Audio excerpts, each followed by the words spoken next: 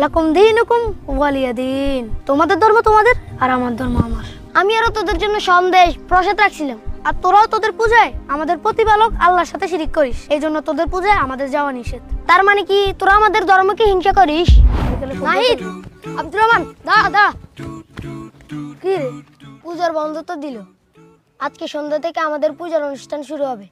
অনেক মজা করব, কিন্তু স্কুল বন্ধ হলো তো তোদের দেখা পাবো না, তাই মনটা খারাপ রে। আরে প্রদীপ, মন খারাপের কি আছে? মাত্র কয়টা দিনে তো। হ্যাঁ নাহিদ তো ঠিকই বলছে, এক সপ্তাহ পরে তো আবার দেখা হবেই। আচ্ছা, একটা কাজ করলে কেমন হয়? পূজাতে তোদের দাওয়াত রইল, তোরা আমাদের বাড়িতে চলে আসিস, তোদেরকে নিয়ে অনেক মজা করব। আচ্ছা তাই হবে, আমরাও যাবো তোদের পুজোতে। কি বলিস নাহিদ? আমি যেতে পারি কিনা শিউর না রে। আমার বড় ভাই মনে হয় না যেতে দিবে। আরে দিবে না কেন?